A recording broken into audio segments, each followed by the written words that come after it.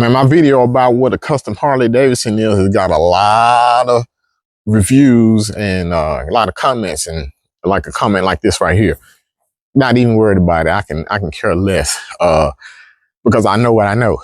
And this video is for the people who do have a lot of those parts that are not Harley Davidson that you go and pick up online.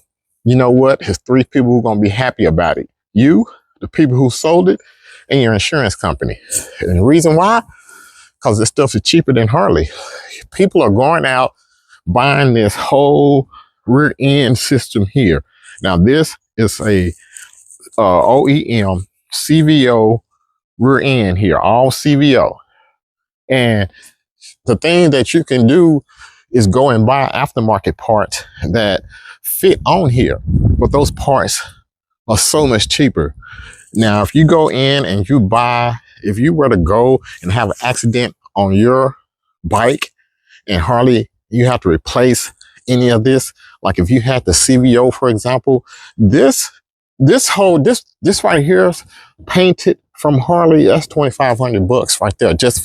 And that's just for this. That's no brackets and all that other stuff. That's $2,500. Your tank, your saddlebag, for one saddlebag, especially if you got the speakers in there and the amp in there, something were to happen to the saddlebag, say it fell off, you're gonna be about $3,000 for one saddlebag.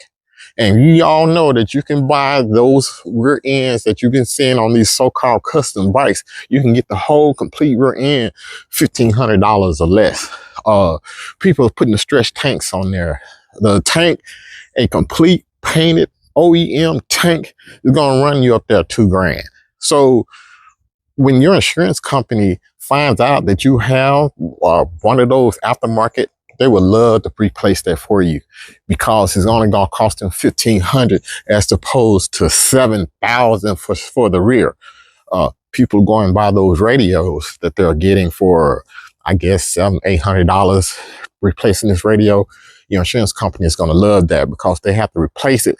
They just have to replace $700 and not $2,500 from Harley.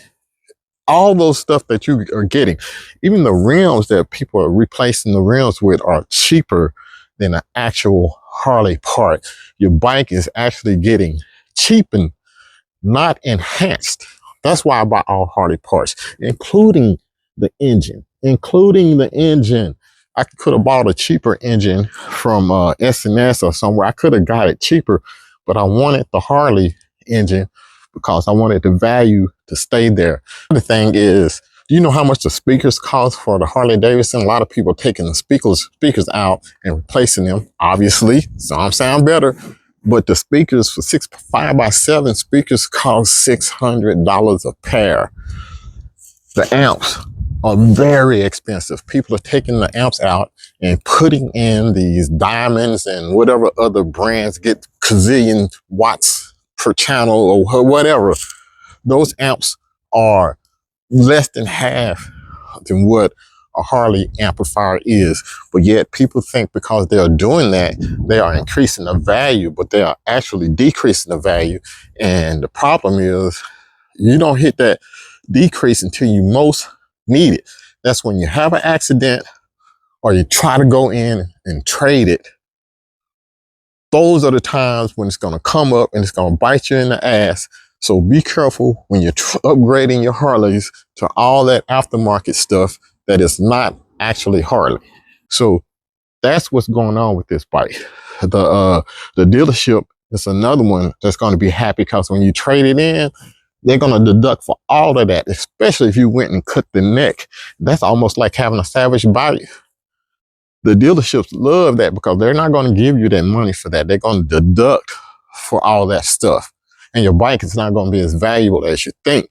And that's why I went the way I went. That's why the video is getting it's gotten a lot of hate, but people don't understand how much this stuff costs from Harley. So people can make all the jokes they want, but the majority of this bike is all Harley, and I know what it costs. Apparently, you guys don't. That's it.